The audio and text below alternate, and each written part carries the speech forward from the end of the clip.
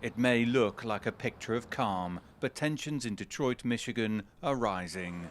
The latest headwind facing the so-called Big Three U.S. auto manufacturers, Ford, Stellantis and General Motors, is tariffs.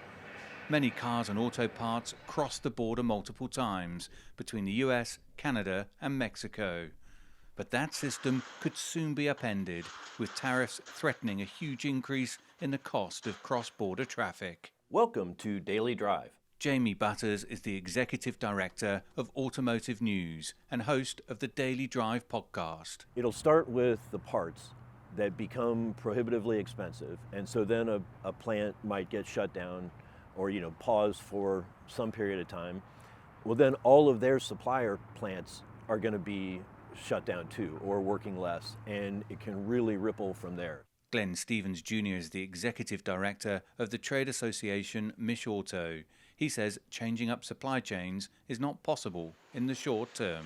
The system is very lean. It works in what we call just in time, pulling parts into the assembly plan just in time to make the vehicle. Nobody's going to make a quick decision on production changes.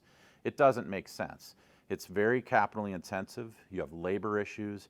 You have part approval processes. You can't switch production in a few days, a few weeks, or even a month. It takes time to make these changes. A few miles away in Dearborn, home to Ford's Rouge factory, locals unwind at a neighborhood bar.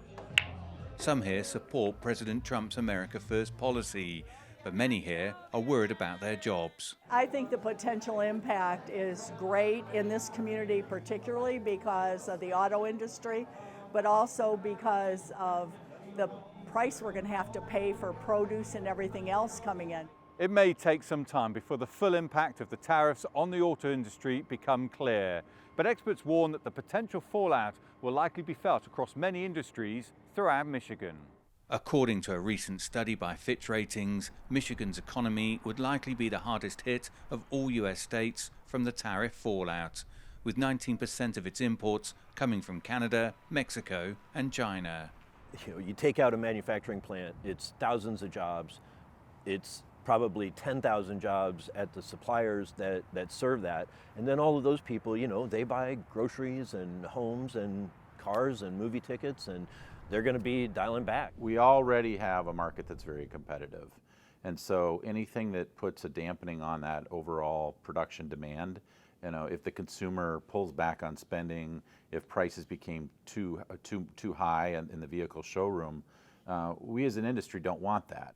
It is a nervous time, not just for automakers, but for business owners and residents all across this state. Dan Williams, CGTN, Detroit, Michigan.